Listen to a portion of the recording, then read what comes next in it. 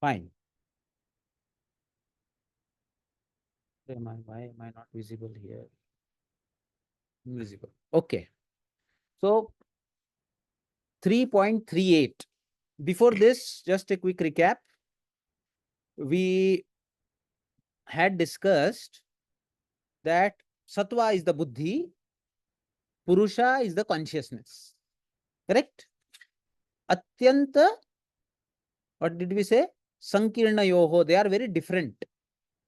Purusha is a very different and buddhi is very different. You remember I told you that we believe that we cannot do it and we end up doing it.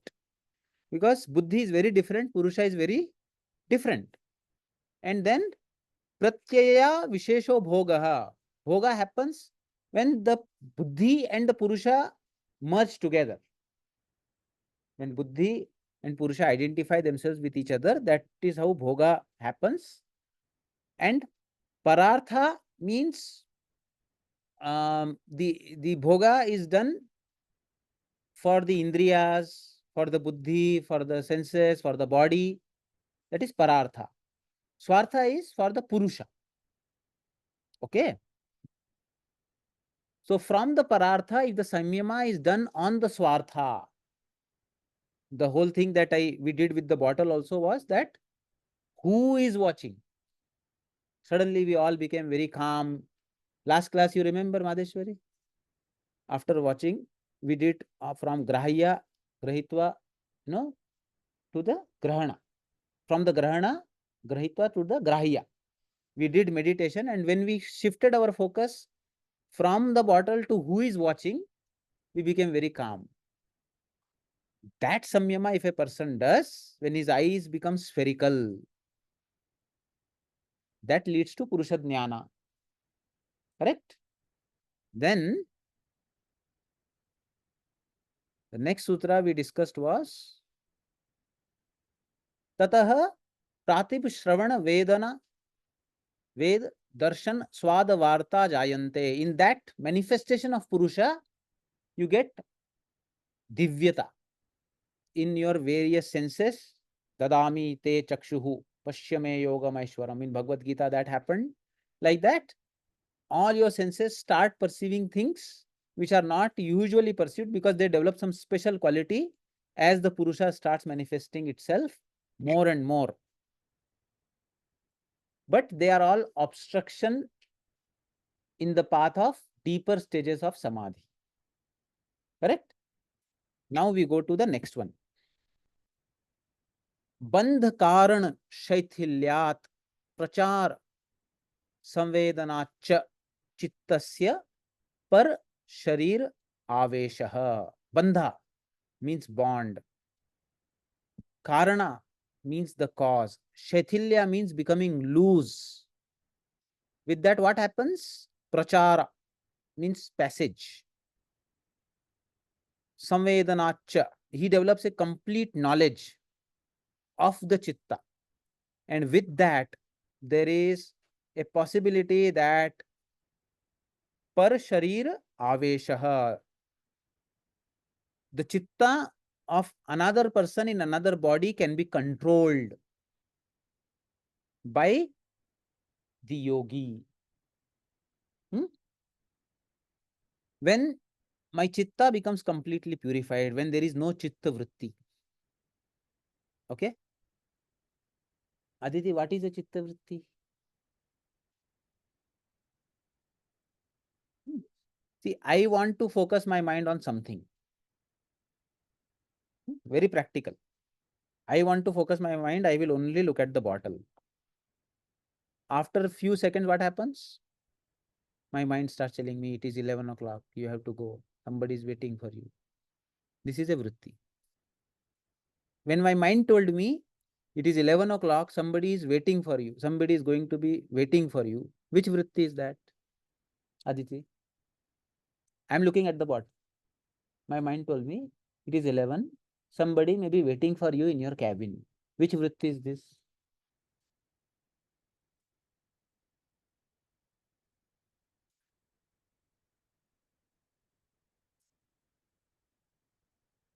She says Smriti. What is Smriti?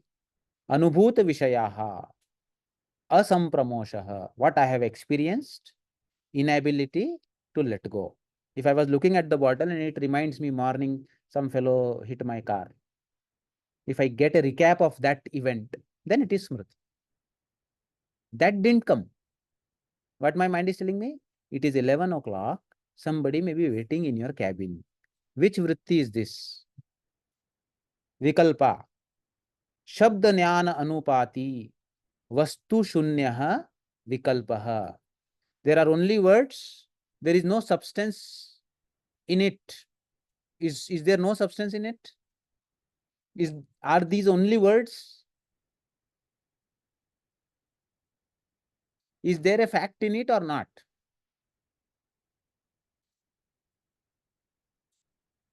No, no, I have given an appointment to somebody at 11. It is telling me it is 11 o'clock. That fellow would have come. मैंने 11 बजे किसी को बुलाया है, वो मेरे cabin में आके बैठा होगा, ऐसा मेरा माइंड मुझे बोल रहा है जब मैं उसको देख रहा हूं. गौतम, which वृत्ति is this? विपर्यया मिथ्या ज्ञानम तद्रूप प्रतिष्ठम. Means if I was looking at the bottle and my mind tells me that the bottle that you are looking at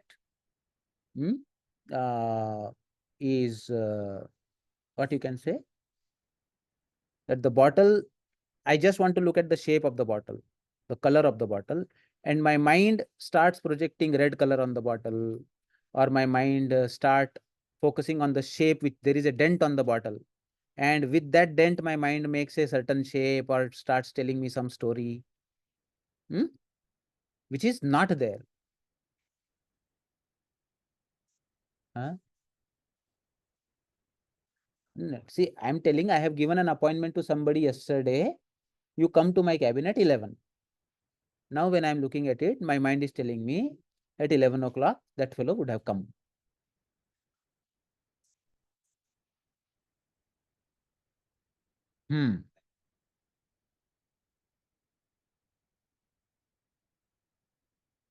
I think this vritti is anumana. It is a pramana vritti. Because my mind is in present. My mind is doing an anumana, which is a fact. So there are pramana, viparyaya, vikalpa, nidra and smriti. Vrittis are there. Among them, pramana is of three types. Pratyaksha, anumana, agamaha.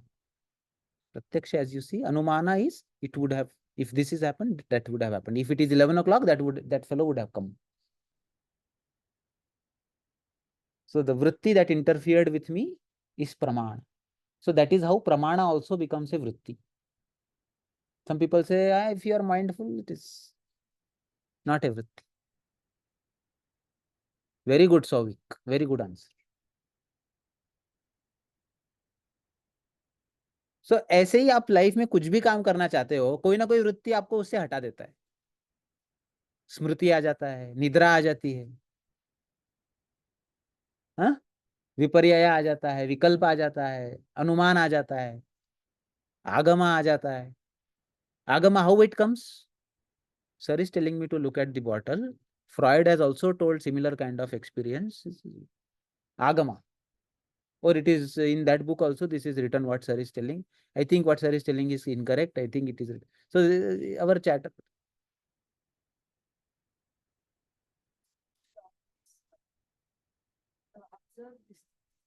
Huh?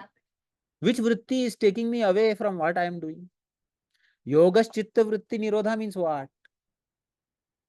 Your chitta should be so clean that it just reflects what is there. When my chitta just reflects what is there, you may call that it is pratyaksha. That also Patanjali says as a vritti. Correct? But when Patanjali calls that pratyaksha also as a vritti, he tells it when there is sattva and purusha samyoga in that. then it becomes a vritti. But if I am doing a pratyaksha with my focus on the Purusha, if I watch something and at the same time I also ask myself who is watching, and in that state, if I watch,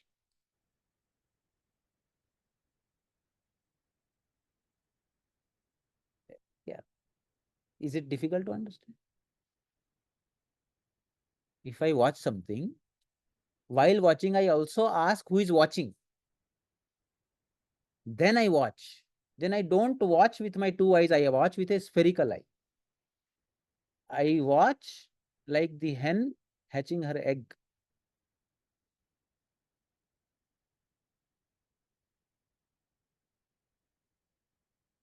It is then that you have a chitta vritti nirodh. It is only then that there is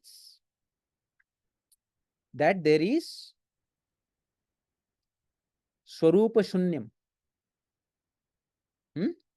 What is the definition of samadhi? तदेव अर्थ मात्र निर्भासम.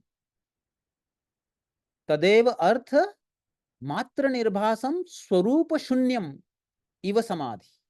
In samadhi also there is tadeva artha, no? In pratyaksha also tadeva artha. Pratyaksha also you say I perceive thing as it is. It means its artha is coming to me. In samadhi also tadeva artha.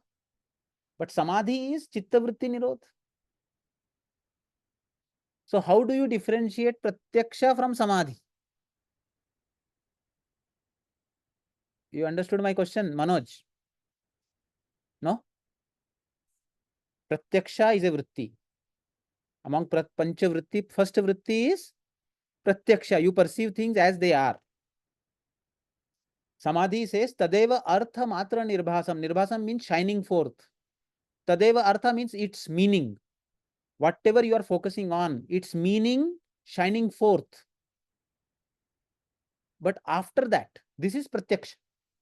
But after that, the next half of the shloka for samadhi differentiates pratyaksha from samadhi. It says swarupa shunyam.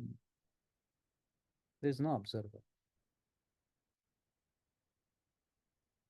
Then your chitta reflects when there is no observer. Why there is no observer? Because observer is asmita. What is asmita? Drug darshayoho ekatmata. When there is no ekatmata of drug and darshan shakti, and then you are able to observe. Then you are observing with chitta vritti nirodha. Then that is the way to observe. Hmm?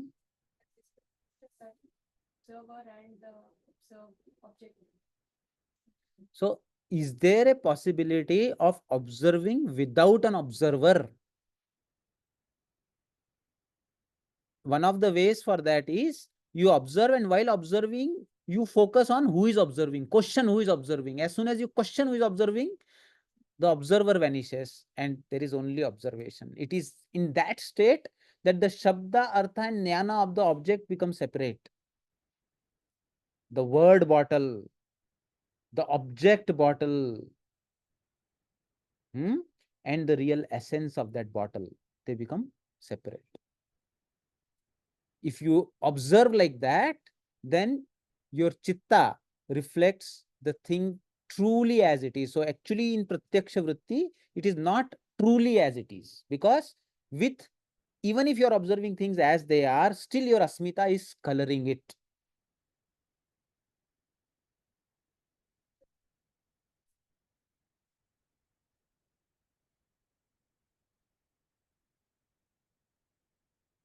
Yeah, I'm getting word. Very good. Everybody understood her question? She says, theoretically, what you are explaining, I am understanding, but practically, I am not able to differentiate what you are telling. Anybody would like to say anything or share? This is what we do in Tata also.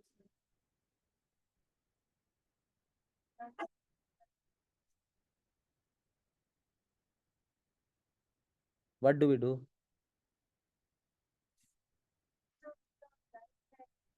So, such that environment vanishes off. That deep focus will slowly in higher state.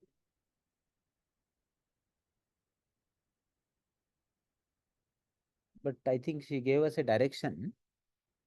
See, samadhi happens after dharana, after dhyana. Deshabandha chittasya dharana.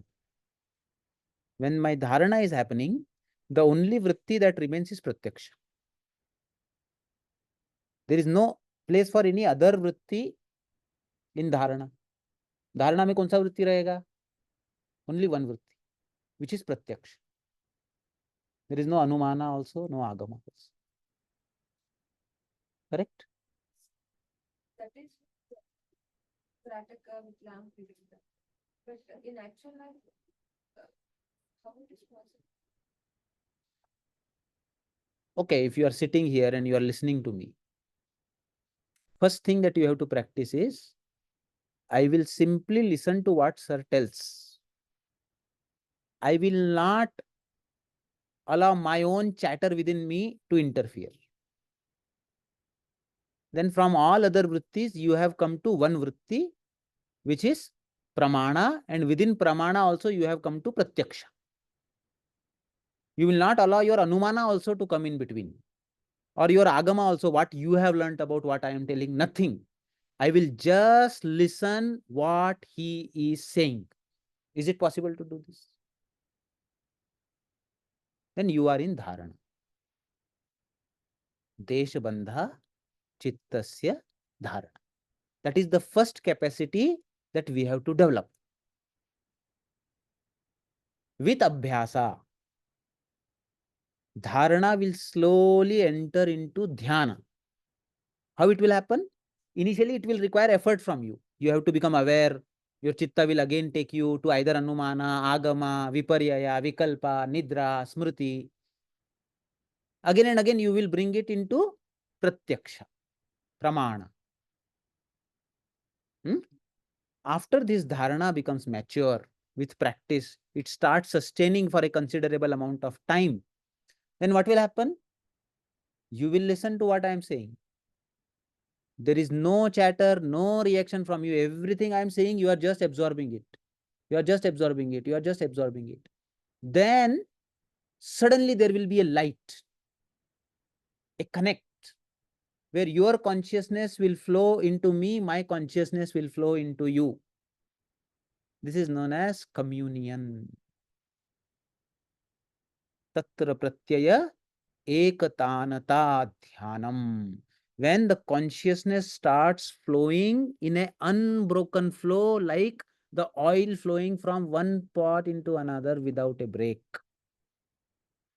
Taila dharavat flow of consciousness starts once you are in the pratyaksha vritti for a considerable amount of time.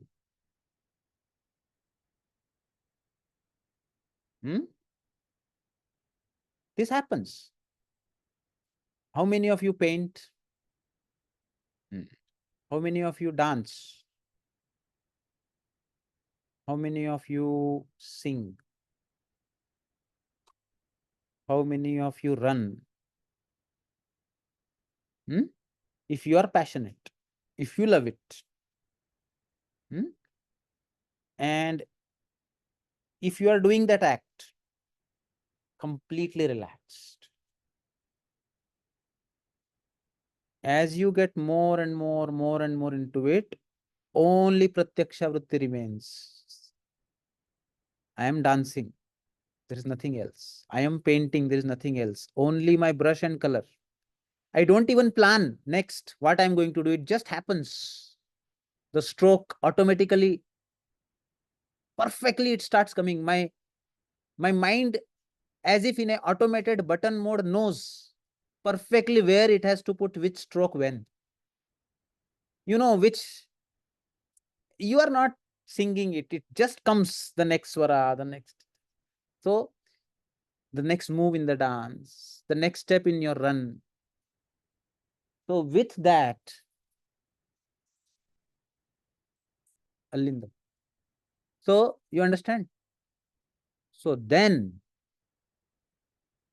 sometimes this would have happened with you, that from your dharana where you had been into it, you didn't even realize how much time has passed. You felt 5 minutes and it was already 1.5 hours. It means from dharana, you entered into dhyana there. There was a flow of consciousness, tail dharavat. And you reach a stage there where only the painting, there is no, you can say painter, there is no act of painting, there is no object as paint, everything has become one. There is no dancer, there is no dance, there is no dancing, everything has become one phenomena. One phenomena. You are just lost, you are dissolved. But still the phenomena continued. I don't know how it happened. I don't know what was going on. But suddenly you wake up and you realize, wow, was I dreaming? What was it? And you don't have the sense of time in that. This happens with us only for some selective activities. Why? Because in our asmita, there are still a lot of ragas and dveshas. So it is only in certain activities that we are able to transcend both of them, because kleshas are more. So when this starts happening with all the activities that you do, then the person starts remaining in that sampradnyata samadhi at all the times. समझ रहे हो? So कैसा है? पहले, सबसे पहले आपको जो प्रैक्टिस करनी चाहिए, वो करनी चाहिए धारणा. धारणा में क्या है? जो मेरे सामने है, अभी आप मेरे सामने बैठे हो, इसके अलावा ये जो बोल रहा है मुझे सुनना है. इसके अलावा मुझे मेरे चित्त में और कुछ भी नहीं होना चाहिए. आप क्या बोल रहे हो? I want to listen. In that, what I know about it, what is my chatter also should not come. I will just sit. I just. फिर उसको इंटरफेयर भी नहीं करना.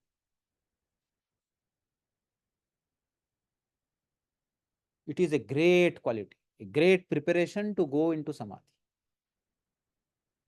What the other is telling, most of us do not know how to listen. In fact, we do not listen. We just listen to our own chatter. As soon as the person utters a word, our chatterbox starts. Our chatterbox doesn't allow us to have communion with anything. Lao Tzu. Have you heard of Lao Tzu? सुना है क्या लाओ त्जू का? You heard, Aditi? In his whole life, Lao Tzu uttered 90 words. How many words? 90 words in his whole life. So, at the same time when Lao Tzu was becoming prominent in China, there was a great, you can say, politician and philosopher, Confucius. Confucius also was at his peak. He was the right hand of the king of China. And slowly, this fellow lives in the China-India border in some mountain Himalayan range. Very difficult to reach there also, Lao Tzu. But people are going to him and disciples are increasing, and this fellow doesn't even utter a word, but people are coming. And Confucius has written books after books. Philosophy, his own darshana, his own understanding of life, his own understanding of politics. He was mixture of Chanakya and you can say a philosopher, both. So even after doing so much, Lao Tzu was least bothered. But Confucius was becoming insecure. It happens. When you want to prove to the world, you are always insecure. You always want to prove a little more. So this fellow sees that at the root, people respect Lao Tzu more than me. This is a problem. So he starts bitching against Lao Tzu to the king. It is very dangerous for our kingdom. So then king says, you go see what he preaches. So Confucius decides to go. First of all, such people live at such places that people who are very much attached to luxury, they cannot even go there. I think they deliberately do that, creating things in such poverty, in such mess, that people who are very elite and who value their senses more than anything else will not even go. Many people get disillusioned when they reach Vrindavan.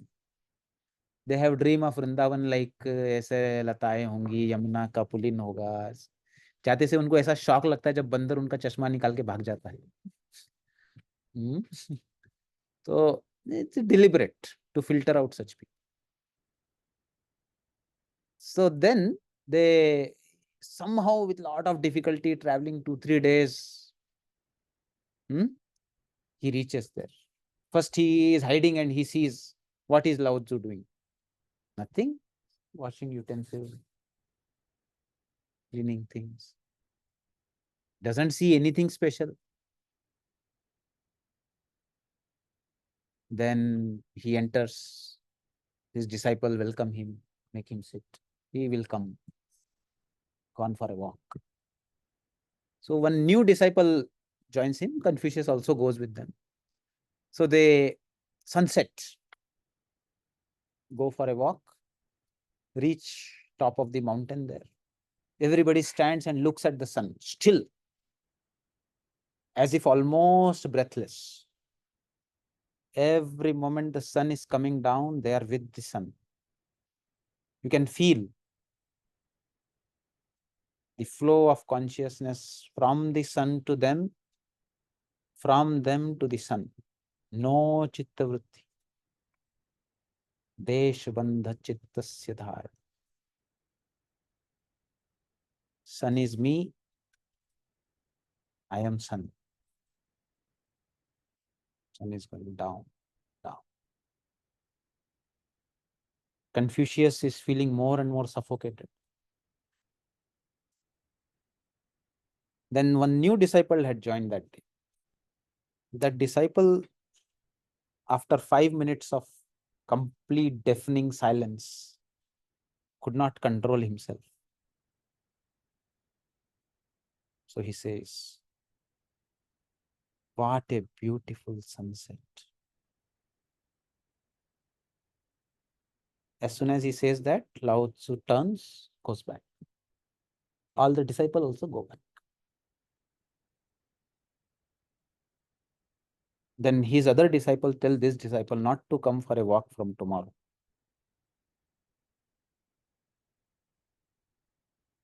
They call him, you are a chatterbox. You talk too much.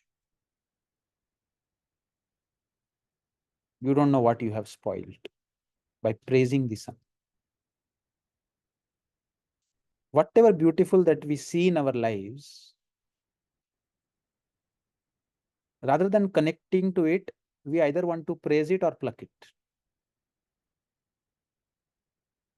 And we don't know how much we are destroying our life by doing that. Life is not to be touched or praised. Life is to be silently felt. This is Lao Tzu's philosophy.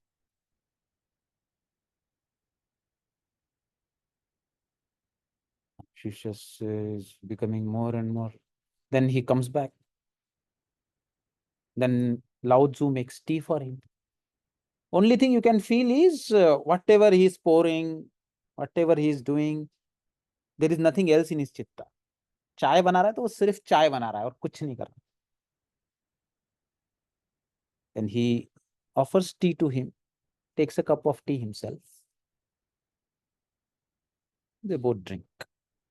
Now, Confucius is literally shivering inside what to utter, whether to utter or not. So he is going on. This fellow is calm. You can feel the aura of silence all around him. Finally, Confucius has to understand now what he preaches. So he says, so he is unaffected. According to you, he is unaffected. What is life? Deep question. He is still unaffected. Drinking tea. Almost tea is finished. He keeps the cup and says, among those 90 words, these are some of his words. Life is, almost when he's about to finish, he says, a cup of tea. After that, Confucius runs away from there. He goes back to the king and tells, he is a dragon. If you go close to him, he will engulf you. Never go close to him. Then they create a conspiracy to make him run away. And he crosses the border. And at the border, the soldier who is there stops him, tells him, you cannot go in this silence. You have to give something to humanity. Still, he doesn't want to tell anything. Then he locks him up. If you don't give anything, I will not allow you to cross. Then he writes those 90 words, gives him. Then he crosses the border, comes towards India and disappears. Disappears. Now, after that, Lao Tzu is gone. So, the value of Dharan, not allowing the inner chatter to interfere with what we are dealing with. ये पहला step है. Then naturally you start entering into dhyana. And then naturally from dhyana you start going into samadhi. So up to dharana is something that you do. Dhyana and samadhi is that something happens to you. You can only go up to dharana. Dhyana and samadhi happen to you. You understand? So when they were looking at the sun, that is not a pratyaksha vritti. Pratyaksha vritti would be when you and I go out and look at the sun. That is pratyaksha vritti. Because when I am looking at the sun,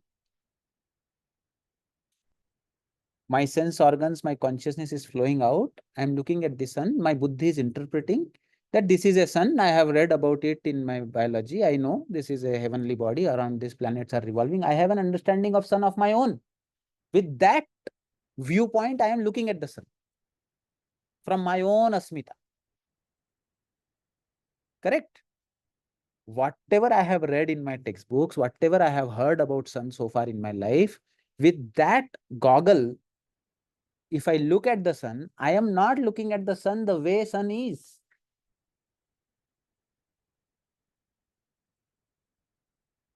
But when Lao Tzu looks at the sun, Lao Tzu is not there. That is why Tadeva Artha Matra Nirbhasa. Sun reveals its real essence to Lao Tzu. So that is why the darshana that happens in samadhi is very different from what happens in pratyaksha. Major difference is that here the sattva and purusha are merged together. There the sattva is separate, purusha is separate, consciousness is separate. So here in this sutra, the understanding that they want to tell is bandha karana shaithilyam. So when my chitta becomes that pure, that clean, I start understanding the whole anatomy of the chitta. And with that comes the knowledge, complete knowledge of others' chitta as well. And what the person can do then? Can par sharir aveshah. See, if you have a chitta, in your chitta there are two things. One is your purusha, which is reflecting on your chitta, and other is whatever experiences that you have gathered, whatever you are gathering through your senses is also reflected on your chitta. Correct? Now, the whole functioning of your chitta is, because purusha is very less in general population, the whole functioning of your chitta is limited to what? Whatever that you perceive, whatever experiences that are reflected on your chitta. Correct? Now, because my chitta has become so clean that it has developed a capacity of completely reflecting on what your chitta is. So, what I can do? I can completely see the whole structure and anatomy of your chitta. Correct? With that understanding of your chitta, I will also be able to connect, or I am actually able to understand your purusha as well. So what I will do is, I will understand where is the point through which I can control your chitta. Okay. So in this way, I will be able to put a thought into your chitta, or put a you know a understanding in your chitta. Many people in hypnotherapy actually do that. They completely relax the person, relax all the muscles, and put a thought in the mind. And as you put that thought in the mind, the person, when he wakes up, he wants to do that. This is what we do when we put positive affirmations at the end of yoga nidra also. Sankalpa. So I will be able to connect to you, and once I connect to you, I will put a sankalpa in you. And through that, I will gain control over your chitta, or the way you want to function. How deeply I put, the more deeply it will start manifesting in you. This is the knowledge or the siddhi that the person gets. This is how, the gurus are able to change the thinking pattern of a shishya, or they say that, okay, after the Shakti path or certain kind of things, people say that the shishya completely changed, or it was not in power of shishya, but still he could do it. How he could do it? Because guru controls the chitta and removes whatever is blocking that and puts the thought. Okay. So we'll continue this discussion next sutra in the next class. Yeah, then about different kind of vayus, when you control, what happens, we will discuss.